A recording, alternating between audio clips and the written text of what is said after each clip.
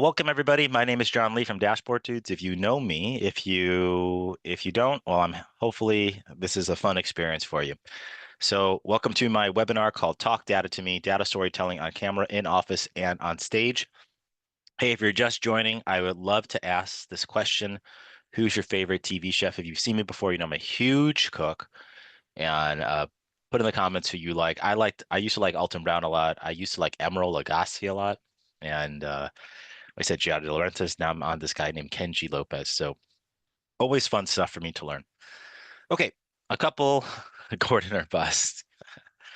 Yeah, I was just saying that he's nice to the kids. When you're an adult, though, you get full yelled at. All right, and his scrambled egg technique is very good. If you don't know, oh man, Guy Fieri. Yeah, uh-huh. I forgot about Guy Fieri. Maybe I gotta get a fire shirt and backward sunglasses. We'll do it. Okay, well, hey, if you know me, I'm a big call and response type person. So one thing I'm always going to ask a lot of people do is scuba symbols. Scuba symbols means how are we doing? We mean we're okay. If you do scuba dive, this means I'm good. This means I need to go up and breathe, right? So we're going to say, okay, so I'm going to ask everybody to try it out.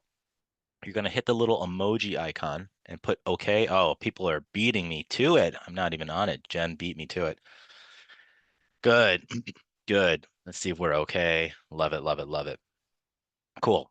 Additionally, this will be entirely recorded, so you do not have to take frantic notes. If you have questions, please write them in the chat or wait at the end, and I will try my best to answer them. Cool, and we'll be in the moment. All right, let's get into it. So, I would love to know this actually. Based on hand symbols or whatnot, excuse me, who was at Domopalooza or watched it online? Who was at Domo this last year? Yeah, let me know if you were there. And feel free to type it in or talk whatever. Anybody go to, good, Sharon was there. Anybody go to my presentation if you were there? And if you did, let me know if you liked another presentation, you could write that in too. Nobody? Okay, that's cool. Well, oh, thank you. Thank you so much, Jen. Okay, cool. Well, I write an article every year and it's called, and I'm just going to be very transparent, very blunt with everybody. Is I write an article every year called where am I putting it here? Here it is. It's called I binged all Domopalooza presentations. Here are my top 5. I did it 2025. I did it again in 2024. So I will say something, and this is just me saying something. I'm going to put this in the chat if you want to see it. If you want to see mine, you can see that too. Is data people are very boring people. And it's tough. And when I watch some of these presentations, sometimes I see a lot of people who do things, and it gets to me because it's like, we can make this so much more engaging. So what I want to do today, I kind of want to show you how to be engaging when it comes to talking about data, whether it be with one person, it be on a call, it be in office, or it be on stage. Cool. All right. So let's just move into it. So this is me, if you are unfamiliar. I won the Domo Educator of the Year award last year, the 2024. So super pumped about that. And this is me at various Domopaloozas. This one down on the bottom was 2024. This was in Japan last year too, and this was the recent one in 2025. And I really like public speaking and I'm pretty good at it because I've taken classes, but I know what to do. And I want to show you some of that stuff. So if you are, oh, thank you, Valerie. So if you are presenting on Domopalooza or you're doing a connections tour, which I would love to see, you have some things in your back pocket to help out. This was a review that I got and I thought that was super sweet. So somebody wrote, I don't know if I've ever been to a better breakout session. So no improvements, incredibly engaging, energetic, and I love the analogies and simple yet hard-hitting tips give us small yet very useful takeaways that can save time. Kept me very entertained, and I got to learn while you presented. You are perfect. Keep shining, bro. Bro. That is exactly what I needed. So happy to help out there. Okay, so we're going to talk about we're just going to move. We're going to talk about 3 specific things. We're going to talk about audience, physicality, and storytelling. Okay, hold on. I'm going to mute somebody. Terry, I'm muting your phone. Cool. All right. How are we feeling? We feeling good? Can I see some scuba symbols? Let's move. Let's get into it. Show me. Show me. Good. Good. Good. Good. Love it. All right. Beautiful. Let's do it. First one, audience. Whenever I'm thinking about who do I present to, the Italian pasta hands. We gotta do that. Whenever I'm thinking about who am I presenting to, I first think about the audience. Okay, is it a VP? Is it somebody who's a peer? Is it somebody who has no clue about the problem whatsoever? Is it somebody who has a good math background or doesn't know data at all? That's really important because that determines how I'm going to talk to them. Can I be super technical or do I have to kind of break it down and walk it back? And I will tell you, if you have a room where you have multiple people with different skill levels and know the problem, you should cater to the lowest common denominator. If you try to speak very technically and you have two people who don't know what's going on, you're going to lose them, and that sentiment is felt throughout the room. So cater to the lowest common denominator, make it engaging for them, and I want to show you right. I want to show you some other tips. So one thing that kind of really bugs me, and I'm just gonna this is just my rant basically because I really enjoy public speaking and making it an art, is I absolutely hate when somebody is looking at something and they think you're looking at it too, and or they're talking to you and they're asking you to read something. Like you all are probably reading this right now. And if I were just to keep talking and talking, it's just like, ugh, really annoying for you. But if I said your audience isn't reading your mind, your audience doesn't know where to look, it helps us out that we're on the same page. Cool. And I want to share with you a horror story. So I used to work for a company called Granger. If you know Granger, they sell bunch of safety equipment and construction-ish type things. And I was in a meeting with our VP of marketing, basically the CMO. And one guy who used to run social, paid social, he had a slide that was just like this. Cool. That was it. That was a slide. And I was like, you gotta be joking, dude. You cannot be serious that this is your slide. And he was talking to it. Now imagine, okay, I want you to pretend you're my VP of marketing. Imagine I'm this social guy. He's talking and he goes, okay, so as you can see, the September numbers are doing better than the August numbers by this amount. And if you look though, you could see that Q4 and you're just like, what are you talking about? Right? It's very hard for our eyes to understand. In this guy's mind, he thought you were looking where he was looking. And that he had looked at this thing for hours. So he thinks that you get it. But for completely new people who've never seen this before, this is highly annoying because we have no clue what's happening.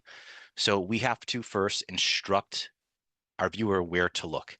And here's an example. If you just use the heat map table, the table is fine, but use some color, make it pop a little bit. And what I'm doing is I'm going to heat maps and I'm saying make every column its own color gradient. Yellow is the median. The darker the green, the higher above the median. The darker the red, the lower from the median it is, right? Even that little explanation sets up what we're going to do. So now, boom, my eyes move right here. January, green, really, really easy. Red, right here. Red, red, green, red. But it makes it much easier for me to explain something to you. Also, I'm a fan of just point it out. Just be like, use your mouse. Be like, right here, this is the green. I want you to look here. But if you do that with your audience, you're less likely to lose them. Cool. I do have a question for people. Has anybody in our chat ever played this game, Apples to Apples and or Sellers of Catan? Can I see some scuba symbols? Caitlin has, Rye has, Jen. Okay, both. We got a pro. Sharon's a game pro. Yeah. Okay. Two very different games, right? Apples to Apples, if you have no clue what Apples to Apples is, it's kind of like a Cards Against Humanity, where everybody gets like 5 cards or something. Somebody puts down a prompt, and then everyone takes a card from their hand and they put it down for whatever they think is the best answer to that prompt. Whoever wins takes it, we're done. Settlers of Catan has a lot of things. There's resources and there are these different colors and whatever. And does this ever happen to somebody when somebody's explaining a board game rule to you, you just zone out? You're like, what happened? I don't understand what's happening. That's how I feel like some presentations go. I just zone out because I'm like, I don't know what you're saying right now. I'm not following along. It's very hard for me to understand. So apples, apples, boom, very easy. You have 5 cards, put it down, done. This has so many things. So we have to treat our audience like they don't know. It's like a board game instructions. They don't know what's going on. Let's make it easy for them to understand. So I talked about cater to the lowest common denominator. I'll just read that again. Cater to the lowest common denominator. You can give more detail and follow up later. Yep, that's another thing too. I think a lot of people try to shove as much as they can into one presentation, but people can talk to you afterwards. Make your life easy, tell the story, be engaging, and then we'll go. Cool. How are we feeling on that one? That one I want to go through a little bit fast. The physicality one, we're going to spend a bit more time. How are we feeling? Can I see some scuba symbols? Feeling good? Thank you. Love it. Love it. Awesome. Thanks, everybody. All right. Physicality. This is the one that I really want to hit. Okay. So, how easily distracted is your audience? What can you do to be engaging? And I kind of want to tell you a story. When I was presenting at Domopalooza, not this one, the one in 2024, I have two KPIs that I'd like to share with you. Let me show this. I will, excuse me. This is me up here. Cool. I have two things I want to share with you. Give me 1 minute. One is a random guy gave me this little Joker, if you could see it. Where is it? Maybe put here. Yeah, this little Joker, I don't know, puppet, finger puppet. And he said, I brought this for whoever was the most entertaining. And he gave that to me. I'm like, oh, that was super sweet. And another person came up to me and she said, your presentation was the only one where I didn't take out my phone. Like, oh, that's a great KPI, right? To be engaging. And what we're going to talk about is physicality. We're going to talk about it in three different instances. So the first one, when you're on camera, if you have seen my YouTube videos or if we've been on a call together, I'm very animated. I like move hands and stuff.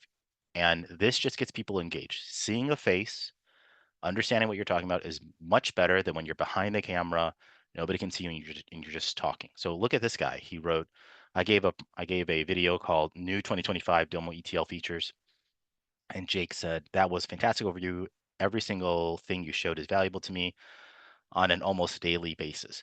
But we have to be almost extra engaging because we're not there in person. So using like your hands, putting your face on camera, just little things to kind of be in the moment. Cool. Let's talk about the office. So I know people have a hybrid method. One thing that I used to do in the office a lot, just get up to the whiteboard, get up and start drawing. And that our eyes naturally tend to look at somebody drawing something like that. If you are in an office, if there's whiteboard, you're discussing something, just get up. Just get up and do it. And I promise you, you will be extremely engaging. Or if you have a sheet of paper in front of you, just start writing on that sheet of paper, but turn it sideways so that the other person can get involved. Quick question. Did anybody do management consulting by any chance? I used to be a management consultant. I'm just curious if anybody did. Okay. Oh, Brandon, you did. So you probably remember this thing. There's something called a case interview. If you don't know what we're talking about, a case interview in consulting is when they ask you, how would you solve this problem? There's not necessarily a yes or no answer, but it's like, you're working for a new CPG company. They're trying to do a product launch. How would you do it? And you have to kind of do things. And the whole point of it is not really to get the right answer, it's to be engaging. So if I were to do something like this, I pull up a sheet of paper and start writing on it. Let's fix my camera. Your eyes fall that way, right? They go to my sheet of paper. You're immediately more engaged than if I'm just talking at you and doing nothing. So get to a whiteboard, pull out a sheet of paper, draw on it, do Domo right in the moment. But that'll get people really on your side. Cool. Apologies, I have a little cough today. Okay, let's get to some big stuff. Let's do stage stuff. Hey, you know what I love to ask people is on a scale of 1 to 10, 10 you feel very comfortable, 1 not comfortable at all. I love to know how comfortable do you feel being on stage talking about data or whatever to a large group of people? And we'll say large means more than 100. Can I see numbers? I am very much a 10. Oh, some people are 9, 1. I'm here to help if you need help. 3, 0. And he's like, nope, just gonna hide Wizard of Oz style behind a big curtain. Okay, well, this was me. That I'm right here, all the way back here. This was me. This was my room at this last Domopalooza, pretty packed. And I want to show you some things about how to navigate a room. I would highly suggest you try to give it a shot. Try speaking at a connections tour, Domopalooza if you want to, but it's a good skill. It's a good skill to have. So I want to talk to you about some things that I learned when I was taking some public speaking classes at business school and even undergrad. And the first one is this. So we're going to spend some time on this. We have to talk about the areas that we're moving around in a room. Cool. You have a screen behind you, usually. You have the background, midground, foreground, and they all have different purposes. So the screen is what people are looking at. The background is obviously where you want them to focus. It's where you can point at things. The mid-ground is where you can just where you're normally talking, and then the foreground and the front is where you talk about emotions. Let's talk about each one of these things a little bit differently. Here's an example. This was me last year at Domopalooza. I want you to look at something specific. So I'm going to point at it directly. I'm going to get up, get to the screen, and point. We call this the weatherman spot, because I want you to see something that I'm want your focus right there. Cool. Again, people are not, they don't have your eyes. They can't see what you're seeing. So just force her eyes to be where you want them to be. Get up, go to the back, and that's what that is for, where I want somebody to focus on something. Cool. We have a second part, the middle. You can be behind a podium, you can be behind a table, whatever. This is where you're going to do most of your talking. This is where you're just talking about here's the problem, here's the setup, blah, blah, blah, blah, blah. This is where you mainly do it. Now, one issue that I did have at Domopalooza that I noticed with other speakers, a lot of people don't move away from their podium. They are anchored behind a laptop. So they have a laptop podium and they just stand there and they don't move around. And it feels like there's this barrier between people. And I am a big proponent of use the space. That's something that I learned doing my public speaking classes. Use the space, be engaging, be animated. So that's what the foreground does right in the front. Here's where you should tell stories, where you tell very personal stories. So, okay, so here's an example. At the Domopalooza 2025 one, let me go back to that one. I told this story right at the end. Clear that right here. Maybe it was like here. Cool. It was a small stage, so I kind of had to do it. I had to work with what I had, but lean forward. And I told the story that, hey, I was at Domopalooza in 2017 or 2018 or something like that.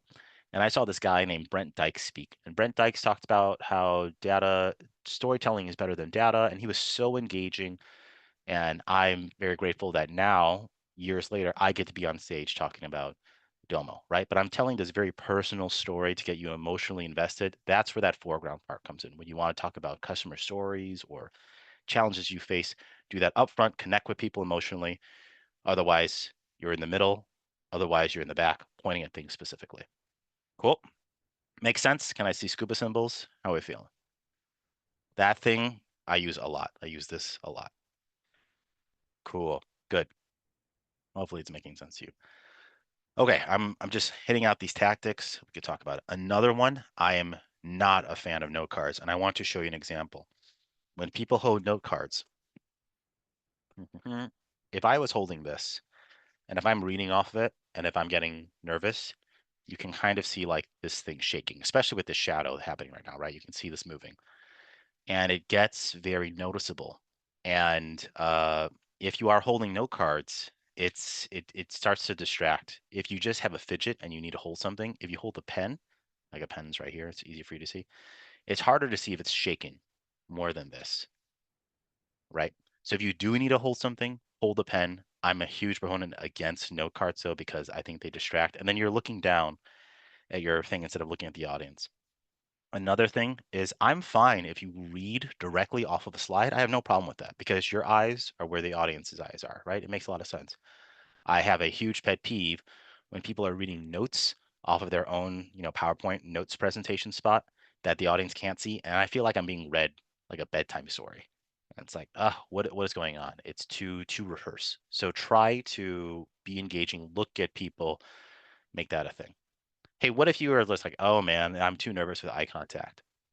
A little trick that I learned in school, look at four corners of the room.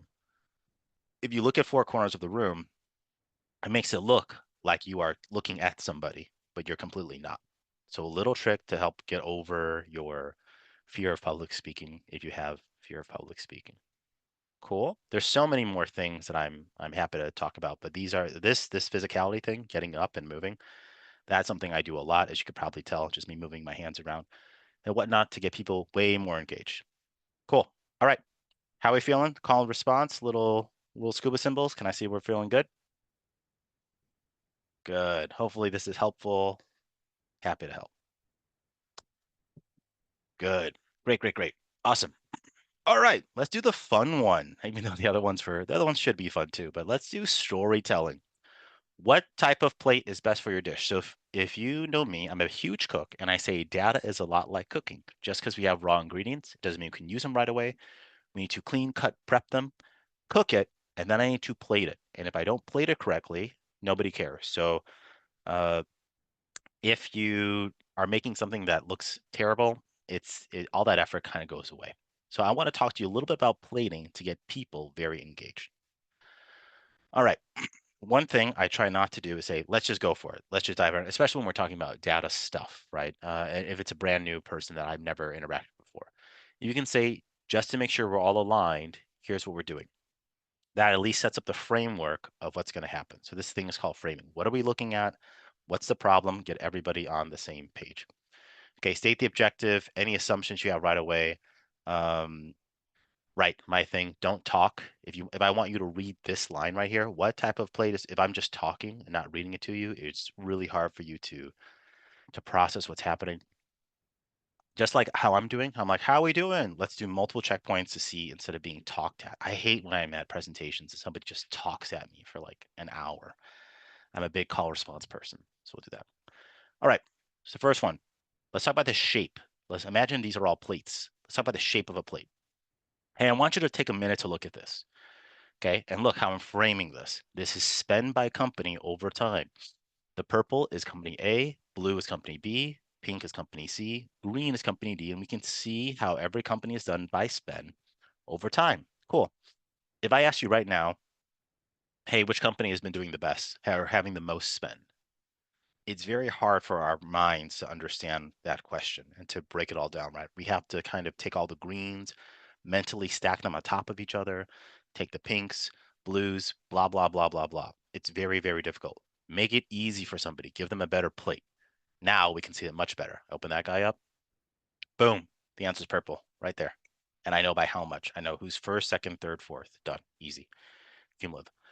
All I did, exact same information. I just changed the plate to make it easy for my person, my audience member to consume what I'm saying. And I could even say, oh, we know it's a big gap right here for purple or whatever. So just changing that helps out a little bit. I want to show you color. This is something I will be honest, I don't see a lot of people using color well. So I want to show you. This is spend by country, not by state, sorry. And again, the red in this instance, because it's spend, means above the median, yellow is the median, green is below the median. And imagine this was just black and white with a bunch of numbers. It would be very hard for you to understand what's happening right now. But just by turning on colors, diverging stuff, here, I'll show you. If I go here, I'll show you an example. If I go to theme, if I were to do this, and let's do, actually, you know what? Let's do this differently. Let's do diverging. Let's take you off theme. And I did, I don't know, that color. Yeah, you could tell like, yeah, China and Finland are doing better on spend, kind of, and it helps a little bit more. But even just me doing that little diverging trick where I went right here to diverging, said show diverging, midpoint value, pick the median, you can pick whatever you want, I don't care. Show it, make it yellow. Above the median means red, below means green. Now we have more context, way more context. Look, Spain pops out. I didn't even see Spain when we did the blue one. But color just helps us process things a little bit easier so we can understand what's happening. Cool? So with your plate, you're making cards, dashboards, whatever, use color for a purpose, not just to put color in there so that people's eyes can move. They can eat and consume the insight much faster.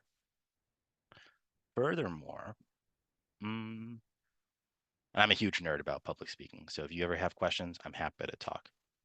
Context. I'll tell you a story. I used to work at United Airlines, and one of my old bosses, managing director, his name was David, very smart guy, super smart.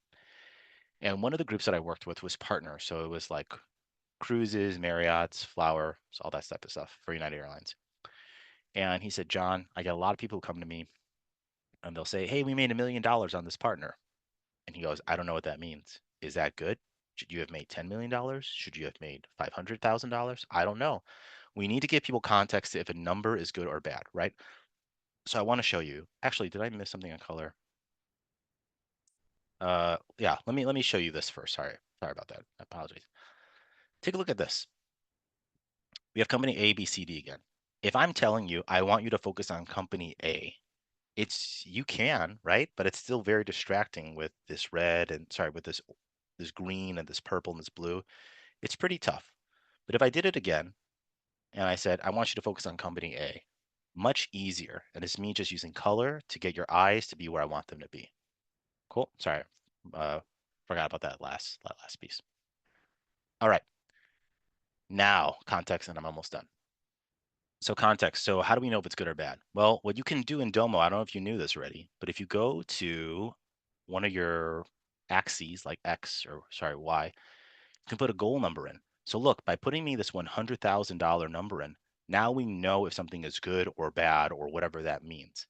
And now if I just change that and I say, yeah, you know what, I actually want that to be 10. Now it has a different context for us, right? So you should be putting context in with numbers so that people know is what they're tasting good or is it bad? Could it have been better? That's my big gripe with people putting out numbers. Just how do I know if it's good or bad? How do I know compared to when? Okay. And I want to show you this other one too. Context. Cool. So these are the three charts that I use the most to tell context. One is I use a gauge. No problem, Valerie. Thanks. Happy to have you. One that I use a lot is a gauge. This tells me, am I in range? Am I good? Am I above? Something is good for that, right? You can either compare to a goal, you can compare to a point in time. Little things help out. So I use this a lot. Another one that I use a lot is pacing. I want to know how am I doing. So for instance, I want to show you one of my dashboards my templates that I make all the time. I'm going to go to the template right here. And this is for you to use too. If you go to dashboarddudes.com/template, if I go to marketing and sales, I do this trick all the time. This says, hey, we've had 163 days in the year so far. On average, we have 30 days in a month. This current month, we have 30 days, and we're 11 days in to a 30-day month, so we're 36% of the way. Cool. Now people are anchored to 36. Now I can say, show me how my website session's doing. Oh, we're 55% of the way through compared to last month. Okay.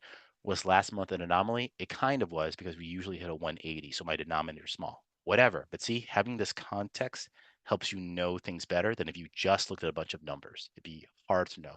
So I'm going to push you when you're presenting numbers, show how do people know if it's a good or bad number? I think you need to be answering that in almost every single card that you have. Yeah, let's go back here. The multi-value one is also very cool, as some of my friends know too. It's like this can tell you a number, this can tell you how much better it is, but here's a problem. We don't know, is this compared to last month? Is it compared to last year at the same point in time? What is this number? So you know what I do? I put it right in the title. Just be done with it. We're gonna put it right here. I'm gonna say month over month. And now we have more context. We go, oh, last month, okay, we're up $18,000. Cool. Little things like that go a long way to make life for your audience much, much, much better. Cool. And if you are ever interested, I put my presentation into the I put my presentation into the chat before. I'll put it again in case we need it. This one. You can watch me present. You can see the top other presentations that I really liked. But also when it comes to dashboard building, I have that in my courses if you are familiar with my courses. If you don't know, I have these courses on dashboarddudes.com where you can learn about how to do all the ETLs, how to use Databricks, how to use workflows, App Studio, whatever. These two ones are where I talk a lot about storytelling, setting up your dashboard to be more engaging by design. Cool. All right. I'm going to finish with here, and I'm going to ask a couple questions. But the key takeaways was this: audience, no mind readers. They're not reading your mind. Please direct them where you need them to go. Cater to the lowest common denominator, and start off slow. And we talked about looking at people.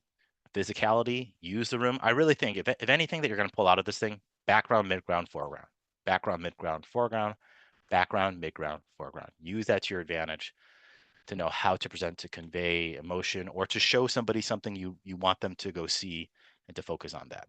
Cool. And then storytelling, we talked about framing, set up what you're trying to solve, but the real thing, shape, color, context. Cool. All right, before I show some other stuff, just let me get a last check-in. How's everybody feeling? Can I get some scuba symbols? Let me know if you're still in it, still engaged. Good. Jen, thank you so much. You too. Good. Thanks, everybody. Okay, cool. So a couple other things that I have for you is this is the first one. If you, people kind of know that I have this in here. I have a page. I'll put it right here. Oh, this is, I think everybody's on my email, but whatever. I'll put this one here actually instead. Recipes. If you are thinking about, hey, which plate is the most engaging? I have this page that you all get access to right now. Recipes. You can see some SQL codes that I have in here, how to do certain things, whatever. But here's the big one that people have told me they really enjoy. I made every single chart type in Domo in the standard chart type, not the bricks. So you can look at it and you can say, hey, here's this plane thing. Where does that come? Oh, that's from period over period. It's called a shape. Cool. How you can be way more engaging with your storytelling and data. We don't have to rely only on bar charts, line charts, tables, all that stuff. Cool. So I hope this helps you out when you're thinking about how you can be engaging to tell a story to make it way more informative and to get insights out of it. Another thing is where did I put it? Here it is. I always mean this and I mean it very sincerely.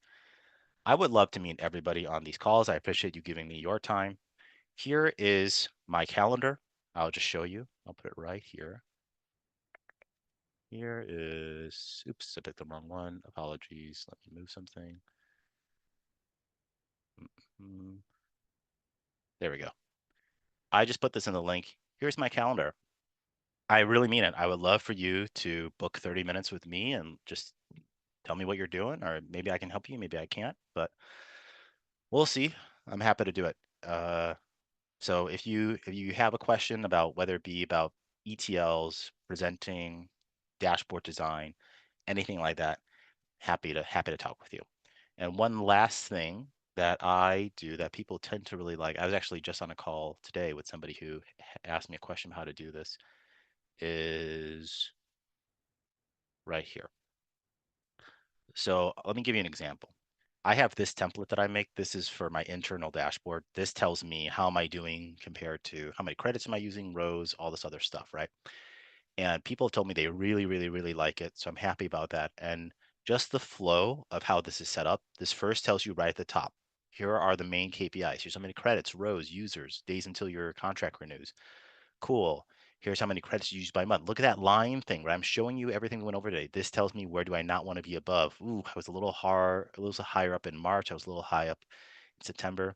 Cool. This color here tells me, hey, how many data sets do you have that have one card and no ETLs? How many have no cards but at least one ETL? How many have both? So what's that thing? How do I have data sets that have nothing tied to them? Can I delete them? I had a client who they were over, they had a 250 million row limit and they were at 500 million. And I set this up for them in an hour.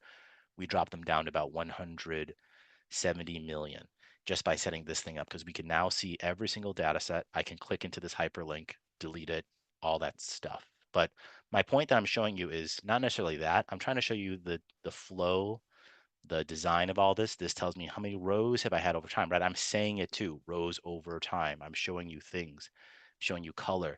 This one, this green thing has one card and one ETL, so that's pretty good. So what's this pink stuff? Can we get rid of this junk, right? It's taking up so many rows and it does nothing because pink is now conditioned to be, it does nothing. I can see which ETLs have the most. The y-axis is the number of cards that are powered, the x-axis is the number of inputs, and the size of the bubble is the number of outputs. And see, even me doing something so small like that, telling you what all the axes are, helps you get way more engaged faster than if I just were to talk at it.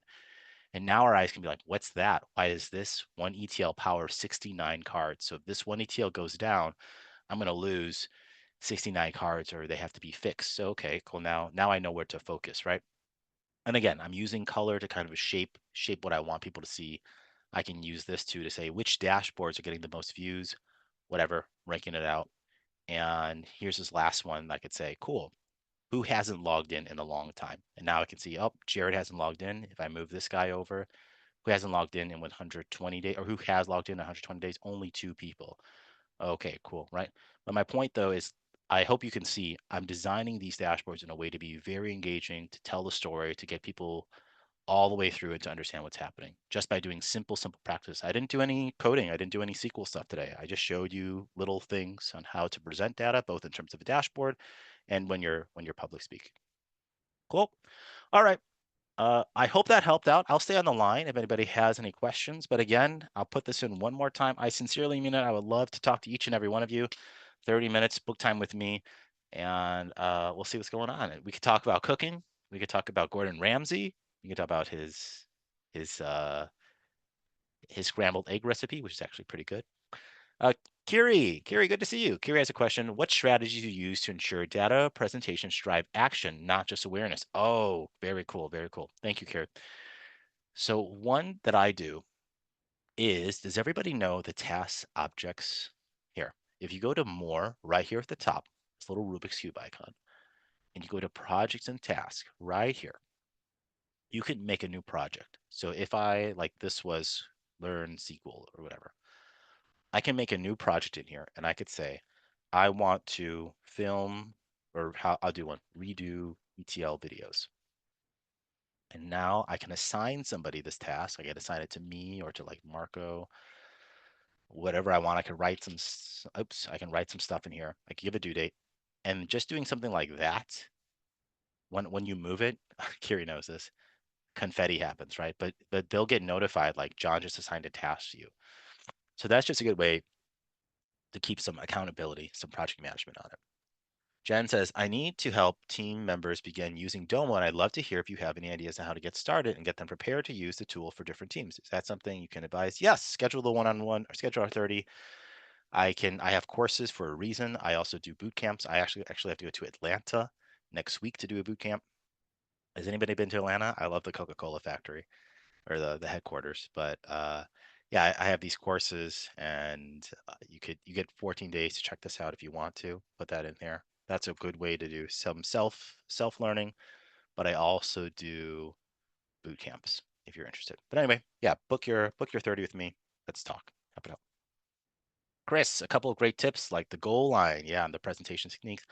Love the use of the App Studio as a presentation tool. Thank you, Chris. Happy to make it engaging. I do think the App Studio is better for presentations as opposed to just a regular dashboard because it has tabs and synced colors, all that type of stuff. Cool. Anybody else got anything for me? I'll stay on for a couple more minutes. But if not, feel free to drop. I will email this to you, this presentation to you later today, so you have it and you could share it with your folks. Have it help. Thank you, Sharon. Appreciate it. Good, good, good. Thank you, Caitlin. Thanks for talking with me before our presentation. Oh, good. Thanks, Jen. We'll talk. All right. See you, Brandon. I'll see you in Chicago soon. Cool. All right, everybody. Appreciate your time, and I'll talk to you later.